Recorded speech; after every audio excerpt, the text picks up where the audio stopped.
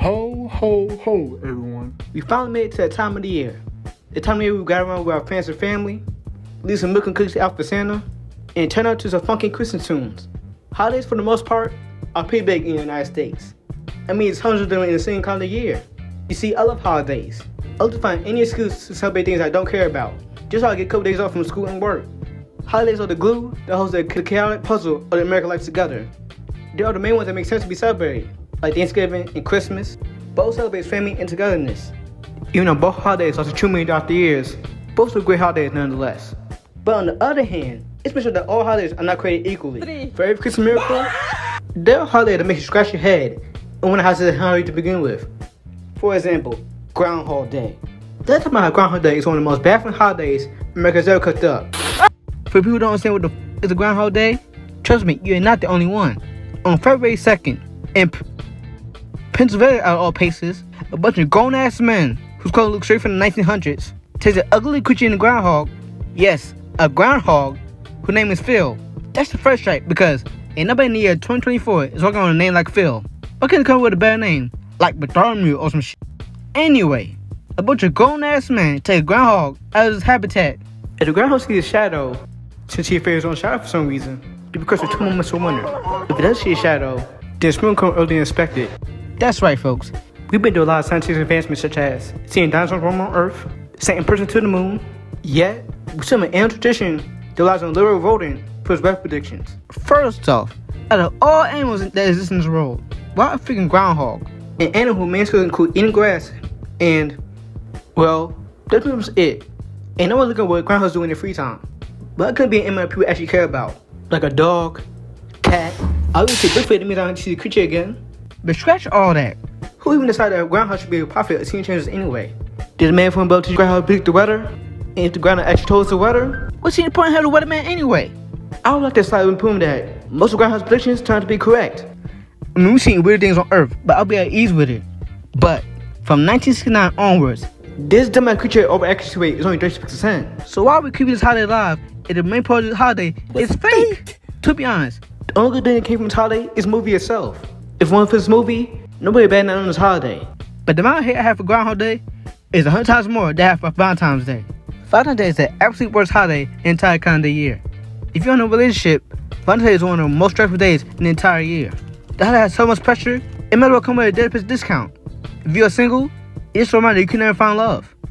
As a youngin', I've always been a D1 hater when it comes to Valentine's Day. Seeing couples happy, eating each other's face off in the hallway, always made me sick. 2 months into the new year, and you'll always blow more money than 2K users you play my team. But the politicians do not care and continue to celebrate anyway. Everywhere you go, every time you go on social media, couples are going up each other on the gifts. How the companies you see who could put more money in one day. While that is happening, first you go all out for your significant other. Nothing is genuine for real. Then you have the people who get weeks before Valentine's Day, just so they don't feel left out. Then they'll break up with the person a day later. You waste all your money on that one person for that one day, while I'm out here trying to get toy from the nearest gas station. Let's talk about how Valentine's Day is heavily favored towards women. You can get you a chocolate, a $6 bouquet, a big ass teddy bear, ticket to a favorite artist, all put together. But when it comes to the men, all we get is an essential cologne and a clothes gift card. While doing research while I'm making this video, in 2018, men made most of a Valentine's Day purchase, adding by 62%. Crazy about Valentine's Day is that in elementary school, Valentine's Day was actually good. It was a great time. Schools made sure you weren't left alone. Everyone got cards, and those candy hearts with the words banned on it. Everyone had the same thing, so there was no reason to go all out. Even if you had a crush, Valentine's Day in elementary school was still a celebration of friendship, not only love. Nowadays, Valentine's is the same as you get older. You see at one point that you disgusting couples always got to show appreciation to each other in your anniversary. There's no reason for y'all having another day. In the end, Valentine's Day is nothing but overpriced roses and a huge amount of expectation put on one person. As a kid, it was super fun. As an adult, it was complex and confusing. Last but not least, I'll talk about probably the most controversial holiday of all time, Black Friday. If you lived through the early 2010s, you understand how crazy Black Friday really was. It takes the chaos to a whole new level. The reason I go Black Friday because Black Friday is all that I hate rolled into one. I hate people, I hate long lines, and I hate people and long lines. Most importantly, the main reason I don't go to Black Friday because I don't want to lose my life. The people do not care. People throw elbows, do clotheslines, jump over each other for a damn toaster oven. I do not care what they are selling at Walmart. They could be selling a new smart TV, $1 million, even a date with Jenna Ortega. It's not worth it camping around early in the morning in the freaking cold. The irony of this holiday is off the charts.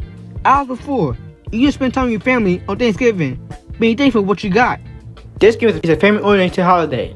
You finally get to see your family that you don't see once or twice a year. Your grandparents are basically gonna be there in 2 weeks. Now you're lining up outside of Best Buy at 2 a.m. just think about your father 12 neckties. He doesn't wear a necktie. Just look how big. Pause. Just look how big these crowds are. Oh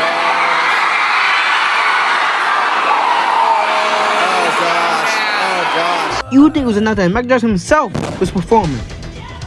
Now, nobody really cares about Black Friday anymore. The main thing wrong with Black Friday is that the deals aren't really deals anymore. When Black Friday was at its peak, there were deals that were 60% off, 70% off. You can even find deals at 80% off. But now, it's like 15 to 20% off.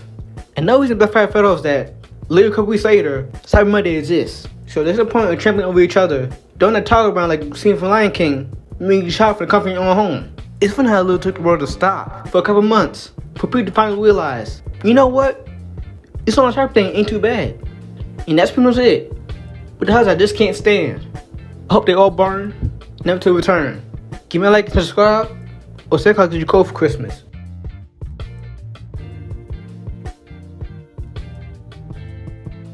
Bye, have a great time.